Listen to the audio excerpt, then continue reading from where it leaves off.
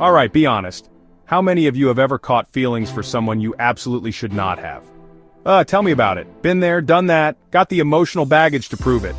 Maybe it's an ex who's already moved on to their third rebound this month, or that friend who, totally friend-zoned you but you're still holding out hope. Don't even get me started on catching feelings for a coworker. The office romance gone wrong is a tale as old as time. Yeah, we've all been there. But guess what? Today we're not just moving on, we're going full CTRL plus ALT plus delete on those feelings. We're wiping the slate clean, deleting the emotional baggage, and hitting that refresh button. Ready to take control? Let's go. First things first, my loves, we gotta have a little heart-to-heart about what feelings actually are. And spoiler alert, they're not some mystical, magical force controlling your every move. Nope, feelings are just thoughts. Seriously, they're thoughts we've replayed in our heads so many times, on a loop like that one song you secretly love but pretend to hate, that we've convinced ourselves they're these big, overwhelming, life-altering emotions. Think about it.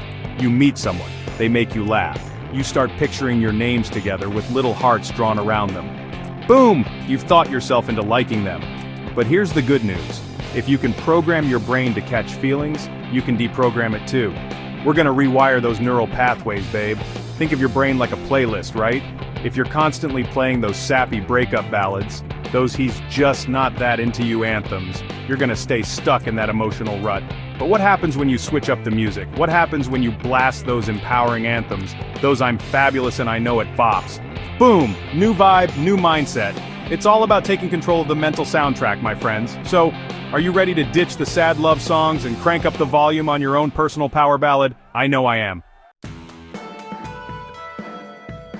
Okay, let's be real for a hot second. I know you're still checking their Instagram stories, you're scrolling through those old text messages like they hold the secrets to the universe, and don't even try to deny that you haven't accidentally bumped into them at their favorite coffee shop. Girl, I see you. And you know what? It's time to stop. Like right now. Seriously, would you keep poking at a wound and expect it to heal? No! You gotta give yourself time and space to recover, and that includes your digital space too. So put down the phone, step away from the screen. I know it's hard, but trust me, you can do this. Unfollow them on social media, mute their texts, and if you have to, and I mean, if you really truly need to for the sake of your sanity, block them. Look, I get it, blocking can feel harsh. It might feel like you're giving them the power, but trust me, this isn't about them. This is about you taking back control of your life, your heart, and your sanity. It's not petty, my loves, it's called self-preservation. It's about protecting your energy and your emotional well-being. Remember, you deserve to heal and move on, so go ahead, hit that block button and let the healing begin. Chapter 3. You are the main character, remember? Let's be honest, the reason this person is living rent-free in your head is because you've given them prime real estate. You've put them on a pedestal, made them the star of your own personal rom-com, and let's be real, those never end well. It's time to evict them, honey, and reclaim your throne. You are the main character of your own life story, and it's time to start acting like it. Instead of daydreaming about what could have been, let's focus on what can be. What are you passionate about? What makes you feel alive? What brings you joy?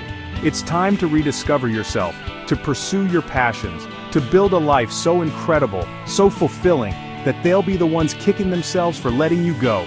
Take that trip you've always dreamed of, enroll in that dance class, write that novel that's been brewing in your mind, channel all that energy you've wasted on them into yourself, into your growth, into your happiness. The world is your oyster, babe, and it's time to go out there and claim your pearl. Chapter 4. Time for a reality check. Their flaws are not cute quirks. Okay, let's have a little truth session, shall we? Let's be brutally honest. Half the time, we're not even hung up on the actual person. We're hung up on the idea of them. The version we've created in our heads, the one where their flaws are cute quirks and their red flags are just flags. So, here's what we're gonna do. We're gonna put on our rose-colored glasses-removing goggles and get real. Grab a pen and paper because it's time for a good old-fashioned pro-con list. Except, we're ditching the pros because let's be real, you're already grasping at straws if you're at this point in the video. I want you to write down every single flaw, every annoying habit, every red flag you conveniently chose to ignore when you were busy painting them as your soulmate. Were they chronically late? Did they have a bad habit of ghosting? Did they chew with their mouth open? No detail is too small. Trust me, by the time you're done, you'll be wondering why you even entertained them in the first place. Remember, just because someone was nice doesn't mean they were right for you. Coffee is nice, but you don't see me proposing to Starbucks, do you? Chapter 5. Upgrade your circle. Upgrade your life. Listen up, Buttercup, because this next tip is crucial. You want to move on faster? Surround yourself with people who remind you of your worth. And I'm not talking about those friends who are like, yeah girl, you're so much better off without them, while they secretly text them behind your back. I'm talking about the real ones, the friends who hype you up, who celebrate your wins, who remind you of your badassery, especially when you forget. The ones who will call you out on your BS and tell you to stop texting them, even when you don't want to hear it. And for the love of all that is good, stop talking to that one friend who keeps saying, but what if they change? What if they realize they made a mistake? No, we are not waiting around for some hypothetical, maybe one-day transformation. We are not putting our lives on hold for someone who doesn't see our worth. We are upgrading. Remember, you are the prize, and you deserve to be surrounded by people who recognize that. So ditch the emotional vampires, embrace your squad, and get ready to step into your power.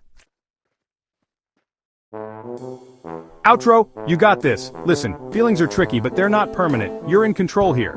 So, tell me, what's one thing you're doing to move on? Are you blocking their number, embracing your inner Beyoncé? Drop it in the comments, like if this hit you. Comment to join the convo, subscribe for more.